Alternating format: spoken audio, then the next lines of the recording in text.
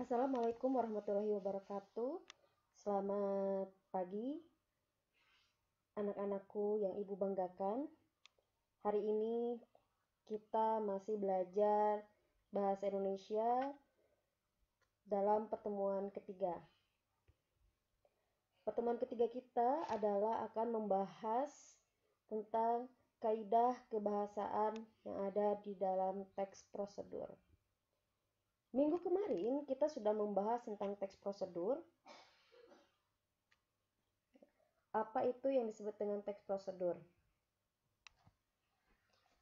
Teks yang berisi cara, tujuan untuk membuat atau melakukan sesuatu hal dengan langkah demi langkah yang tepat secara berurutan sehingga menghasilkan suatu tujuan yang diinginkan. Kali ini Ibu akan membahas tentang kaidah kebahasaan.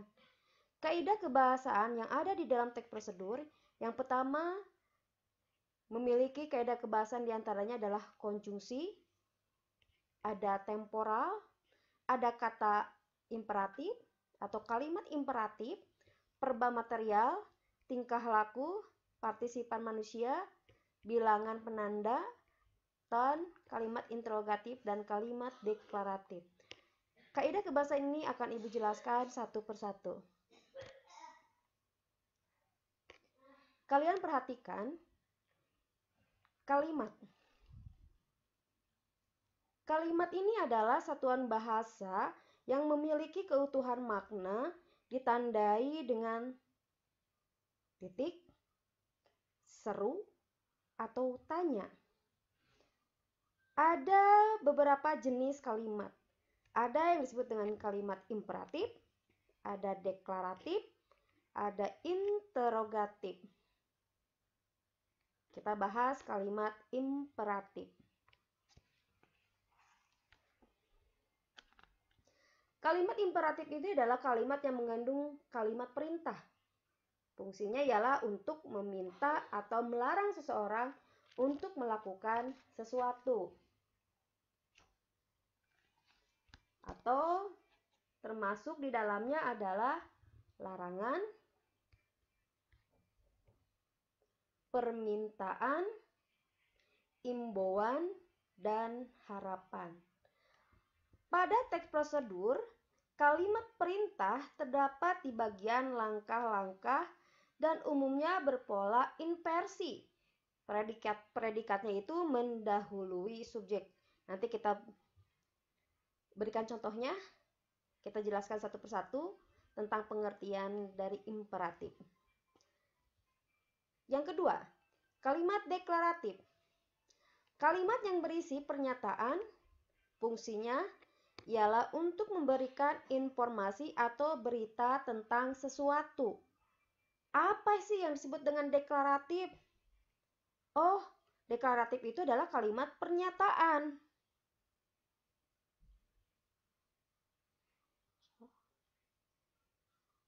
Atau bisa disebut dengan kalimat berita.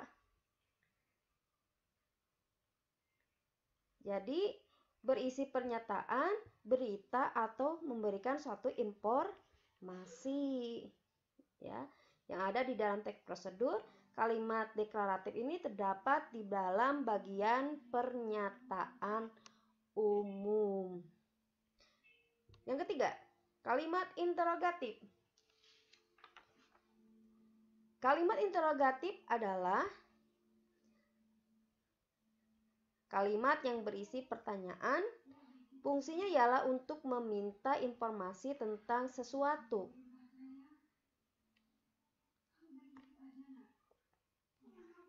Kalimat ini dapat dibentuk oleh kata tanya. Apa, siapa, kapan, di mana, berapa, bagaimana, dan mengapa. Dan bisa dibentuk menggunakan partikel kah atau lah. Pada teks prosedur, kalimat interrogatif terdapat di bagian pernyataan umum. Namun, tidak semua teks prosedur ini menggunakan kalimat-kalimat jenis ini. Ya. Kita lanjut ke contoh kalimat imperatif. Tolong matikan keran air itu. Jangan membuat ribut anak-anak. Saya minta kerjakan tugasmu tepat waktu. Nah, ini adalah contoh kalimat imperatif yang mengandung kalimat perintah. Tolong matikan keran air itu. Pergilah. Nah, ini adalah contoh dari kalimat perintah. Satu lagi, contoh kalimat yang kedua. Siapkan bumbu-bumbu seperti bawang putih, bawang merah, cabai, garam, kecap, dan kunyit. Yang tadi Ibu jelaskan tentang kalimat imperatif yang mengandung inversi. Nah, ini ya. Jadi dalam teks prosedur atau di dalam kalimat teks prosedur pada umumnya berpola inversi. Nah, ini yang disebut dengan berpola inversi. Predikat mendahului subjek. Nah, ini salah satu contoh dari kalimat imperatif. Jadi yang disebut dengan kalimat inversi itu adalah predikat yang mendahului subjek. Contoh yang kedua. Kalimat berita. Kalian mudahlah kalau untuk mencari kalimat berita. Ya. Memberikan suatu informasi atau memberitakan bahwa nasi goreng adalah makanan khas Indonesia berbahan nasi yang dicampur bumbu tertentu. Nah, ini termasuk kalimat deklaratif, biasanya ada di dalam pernyataan umum. Sekarang contoh yang ketiga. Kalimat interrogatif atau bisa disebut dengan kalimat tanya. Tahukah Anda makanan tradisional khas Indonesia yang disukai masyarakat lokal dan mancanegara? Nah, ini yang disebut dengan kalimat tanya. Ya.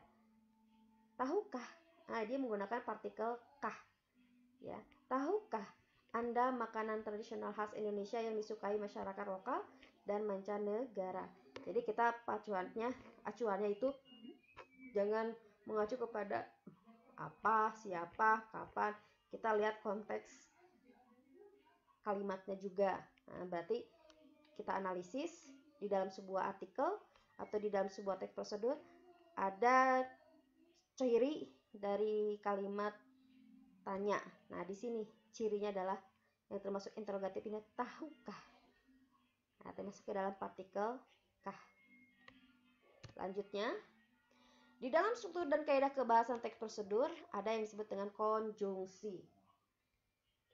Nah, konjungsi bisa dibagi ke dalam konjungsi temporal.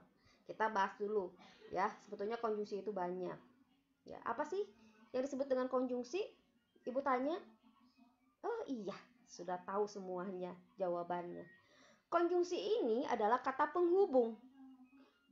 Konjungsi digunakan untuk menghubungkan antar kata, antar klausa, antar frasa dalam kalimat. Di dalam sebuah paragraf bahkan menghubungkan antar paragraf. Ini yang termasuk ke dalam konjungsi. Ya. Pada teks prosedur banyak digunakan.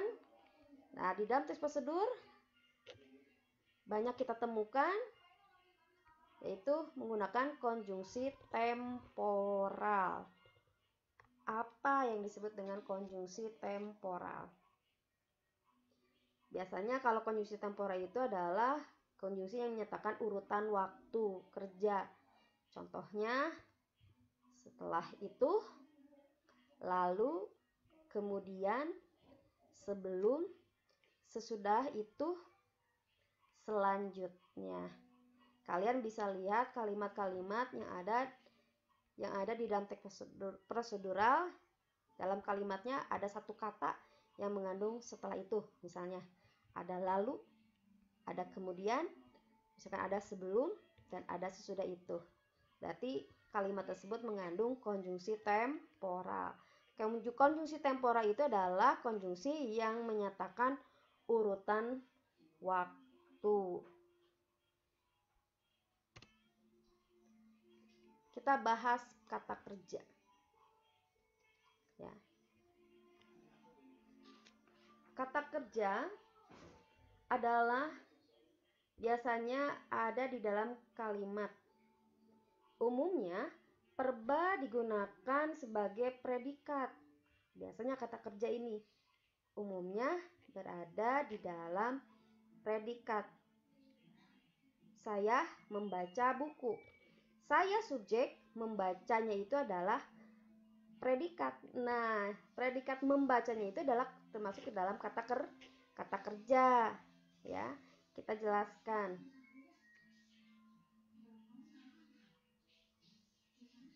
Di dalam perba kita menemukan di dalam teks prosedur itu ada dua. Yang pertama perba tingkah laku dan perba material. Apa yang disebut dengan perba tingkah laku? Perba tingkah laku adalah perba yang mengacu pada sikap yang dinyatakan dengan ungkapan verbal, bukan dengan tindakan fisik, seperti menyetujui, menolak, memahami, merasa, dan sejenisnya. Contohnya, kita akan merasakan kelezatan dari bumbu tersebut. Nah, ini termasuk ke dalam perba tingkah laku. Jadi dinyatakan dengan ungkapan verbal, tidak ada tindakan fisik di sini. Ya. Seperti menyetujui, menolak. Nah, ini adalah termasuk ke dalam perba tingkah laku. Sekarang kita ke perba material. Bagian ini berisikan bahan-bahan alat-alat atau material yang diperlukan. Akan tetapi, tidak semua teks prosedur terdapat bagian ini. Pada umumnya, penggunaan bagian material terdapat pada teks prosedur tentang pembuatan barang atau makanan. Contohnya, kita akan mengaduk bahan-bahan tadi sampai rata. Contohnya, bagaimana caranya membuat nasi goreng. Ya, kita masukkan bumbu-bumbunya, kita aduk bahan tersebut sampai rata, masukkan nasinya dan kita aduk. Hasilnya nasi goreng menjadi enak. Nah, itu adalah salah satu contoh kata kerja. Penjelasannya mudah-mudahan kalian sudah paham. Sekarang yang terakhir, unsur kebahasan di dalam teks prosedur banyak menggunakan kata-kata kerja perintah imperatif. Kerja imperatif dibentuk oleh akhiran kan, i, dan partikel lah. Nah, ini adalah bentuk dasar. Ini ada imbuhan partikel, dan ini adalah bentukan kata. Ada perhatikan, bentukan katanya menjadi perhatikan. Bentuk dasarnya kan, bentukan katanya pastikan. Kata dasarnya adalah tunjuk, sudah menggunakan imbuhan menjadi kan, menjadi tunjukkan. Cerita, imbuhankan, ceritakan, hindar, hindari, hindari. Ini bentukan katanya jadi, jadilah. Ya. Hanya itu saja yang bisa Ibu jelaskan tentang kaidah kebahasan yang ada di dalam teks prosedur. Mudah-mudahan kalian paham dan jelas dan bisa mengerjakan tugas yang akan Ibu berikan. Wabillahi taufiq wal hidayah. Wassalamualaikum warahmatullahi wabarakatuh.